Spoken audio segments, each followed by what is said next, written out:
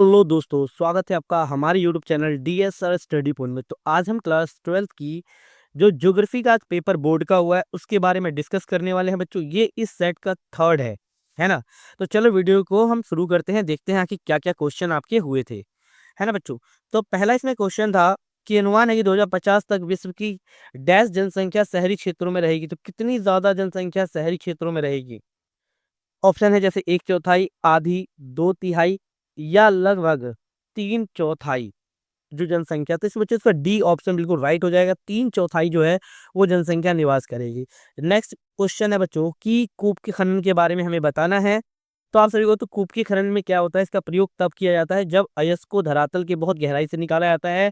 और ये खनन की सबसे सरल सस्ती विधि नहीं है बच्चों, ये गलत है। तो आप लोगों का डी ऑप्शन बिल्कुल राइट हो जाएगा। नेक्स्ट प्रश्न की ओर चलते हैं कि उस कथन की पहचान कीजिए जिससे बाह्य शोषण प्राप्त करने वाले देश पर लागू होता है। तो इसमें क्या होता है, बाह्य शोषण में क्या होता है कि जब कोई कंपनी क्या होता है अपने कार्य की दक्षता को सुधारने और लागत को कम करने के लिए यानी सस्ते के लिए जब किसी दूसरी कंपनी को काम सौंप देती है, दूसरी एजेंसी को सौंप देती है, उसे बाह्य शोषण कहते हैं। तो बी इसका सही आंसर हो जाएगा। नेक्स्ट क्वेश्चन था कि बच्चों कि अमेरिका के पश्चिमी तट के साथ साथ दक्षिण से उत्तर दिशा की अवस्थिति के अनुसार प्रमुख हवाई पत्तनों की व्यवस्था करनी है हमें।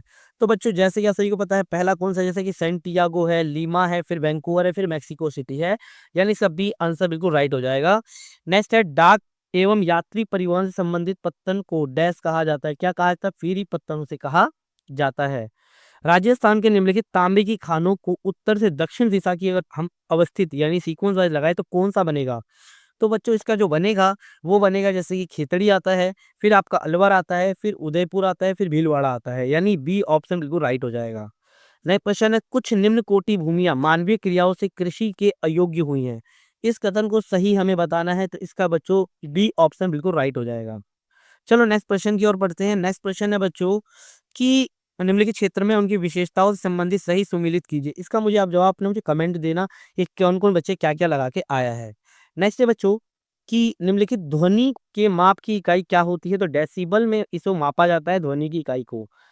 नेक्स्ट क्वेश्चन है बच्चों कि सभी निर्माण उद्योग कच्चे माल पर आधारित होते हैं। हाँ बिल्कुल जुड़े होते हैं। संसाधन मनुष्य के जीवित रहने के लिए बहुत ज्यादा जरूरी होता है, ये बात भी ठीक है।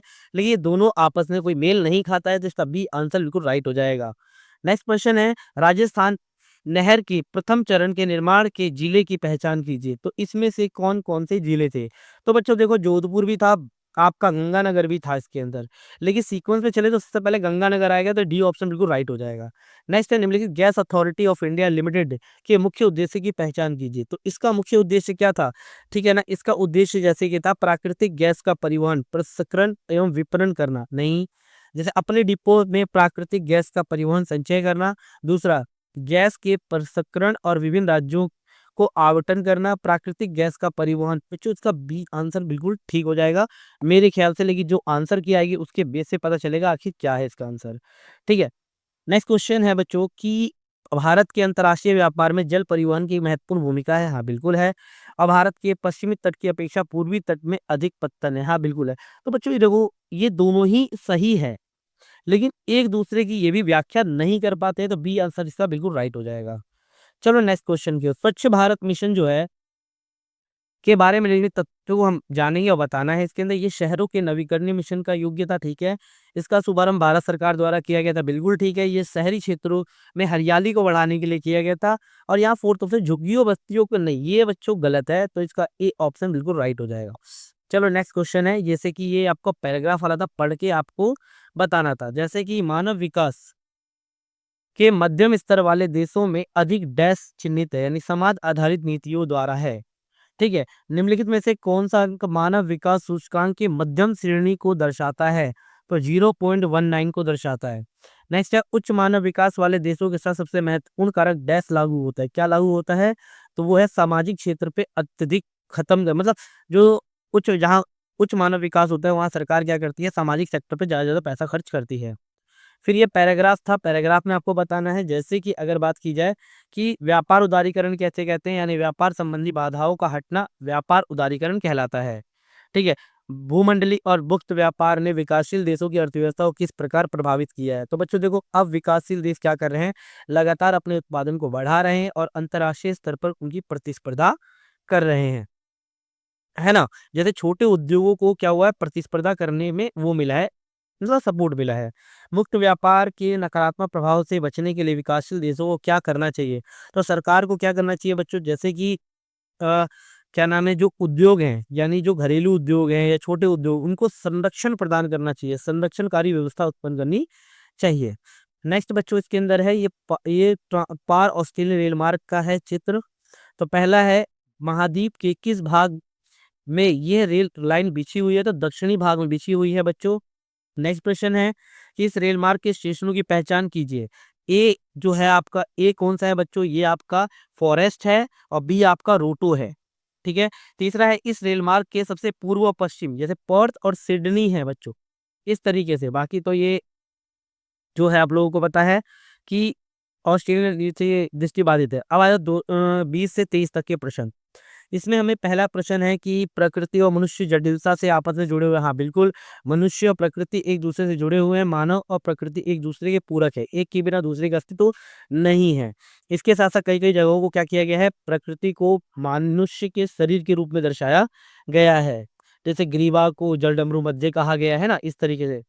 मनुष्य प्राकृतिक प्रदत्त अवसरों का उपयोग करता है। आप ये बता सकते हैं, हाँ बिल्कुल, मनुष्य क्या करता है, प्रकृति अवसर प्रदान करती है, मानव उस अवसरों का प्रयोग करके नए नए आविष्कार करता है। जैसे मनुष्य ने वायु के गति के नियम को समझकर वायुयान का निर्माण किया, मनुष्य ने घर्षण और ऊष्मा की खोज से आग की खोज करी। तो इस तरीके से आपको आंसर बताना था। छोटे पैमाने के उद्योग, बड़े पैमाने के उद्योग, बहुत आसान क्वेश्चन था। जैसे कि छोटे पैमाने के उद्योगों में स्वचालित छोटी मशीनों का यूज़ किया जाता है, बड़े पैमाने के उद्योगों में स्वचालित बड़ी मशीनों का यूज़ किया जाता है। छोटे पैमाने के उद्योगों में उत्पादन कम स्तर पर होता है, बड़े पैमाने के उद्योगों में उत्पादन बड़े स्तर पर होता है।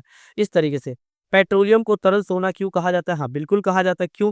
क्योंकि ये सोने की तरह ही होता है, महँगा होता है। इसके साथ-साथ जिस प्रकार से सोने को निकाला जाता है, इसी प्रकार से पेट्रोल को भी भूगर्भ की गहराई से निकाला जाता है, और सोना भी एक खनिज है और पेट्रोल भी एक खनिज है। इसीलिए पेट्रोलियम को एक तरल सोना कहा जाता है।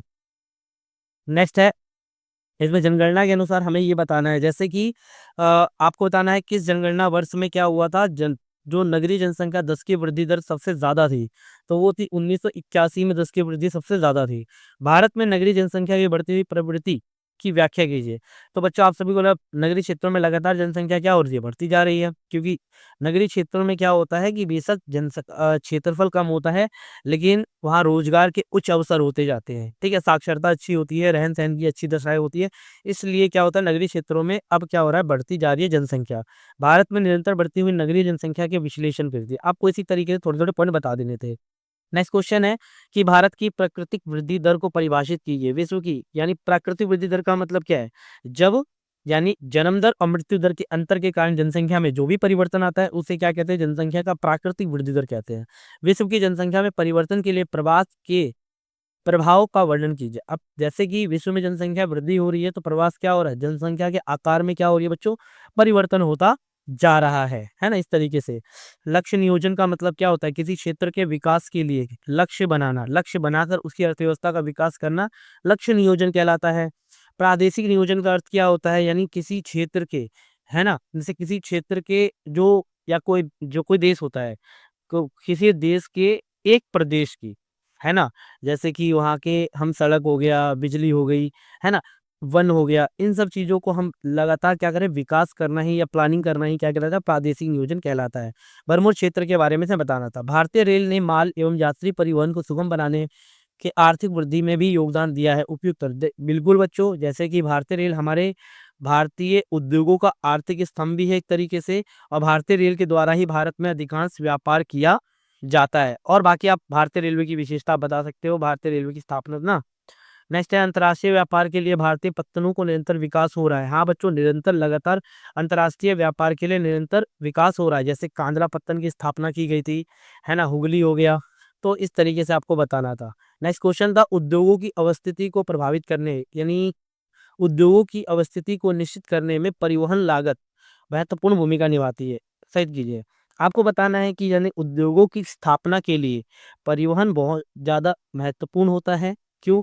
क्योंकि उत्पादित वस्तुओं को उद्योगों तक लाने के लिए और तैयार माल को बाजार तक पहुंचाने के लिए एक अच्छी परिवहन व्यवस्था की जरूरत होती है। इसलिए अधिकांश उद्योग उन क्षेत्रों में स्थापित किए जाते हैं जहां परिवहन व्यवस्था अच्छी होती है। नेक्स्ट है डेयरी कृषि कार्य नगरीय क्षेत्र औद्योगिक केंद्रों के समीप किया जाता है।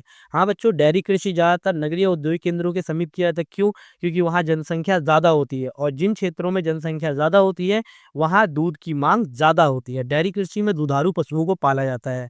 इसमें अधिक पूंजी निवेश पशुओं के छप्पर और आवास पे लगता है। तो विशेषता बता देती थी। नेक्स्ट है भारत सरकार द्वारा चलाए गए सामाजिक अभियान जैसे बेटी बचाओ बेटी पढ़ाओ के उद्देश्यों का वर्णन कीजिए। इसके अंदर क्या गया था, महिलाओं को या बेटियों को क्या किया गया था, शिक्षा पर जोर दिया गया था और अन्य प्रकार की समानताओं पर ध्यान दिया गया था कि स्त्रियां जो थी वो पुरुषों के साथ कंधे से कंधा मिलाकर कार्य करती रहें, है ना। देश के विभिन्न श्रमिक सहभागिता की स्थानीय विभिन्नताओं के बारे में बताना था। और मैप आप लोगों का बहुत ज़्यादा आसान था। मैप तो वर्ल्ड वाला तो आप लोगों को खुद ही पता होगा, इंडिया वाला बहुत ज़्यादा आसान था। इंडिया में जैसे कि न्यूनतम जनसंख्या घनत्व वाला राज्य आप सभी को पता है, सबसे कम जनसंख्या घनत्व वाला राज्य कौन सा? अरुणाचल प्रदेश। गन्ना का उत्पादक राज्य कौन सा है आप लोगों का? उत्तर प्रदेश। गुजरात में एक प्रमुख समुद्री पत्तन का नाम बताइए, तो गुजरात में है कांडला। झारखंड में एक तांबा का बताना है आप लोगों को, जैसे कि झारखंड में सिंह भूमि हो गया, है ना। सिंह भूमि आप लोगों का ठीक था या? हाँ। मध्य प्रदेश में एक मैग्नीसी खान बालाघाट, ठीक है। महाराष्ट्र में एक लू अयस्की खान रत्नागिरी। कर्नाटक में एक अंतर्राष्ट्रीय वायु पत्तन, है ना, तो कर्नाटक में बेंगलुरु हो जाएगा, है ना बच्चों। तो इस तरीके से पेपर आप लोगों का बहुत ज्यादा आसान था, ज्यादा नहीं कह सकते, लेकिन सी जो था थोड़ा क्वेश्चन में थोड़ा सा टफ था। तो अगर आप लोगों को वीडियो अच्छी लगी, informative, please video like share and subscribe जरूर करें। मिलते हैं नई वीडियो के साथ। धन्यवाद।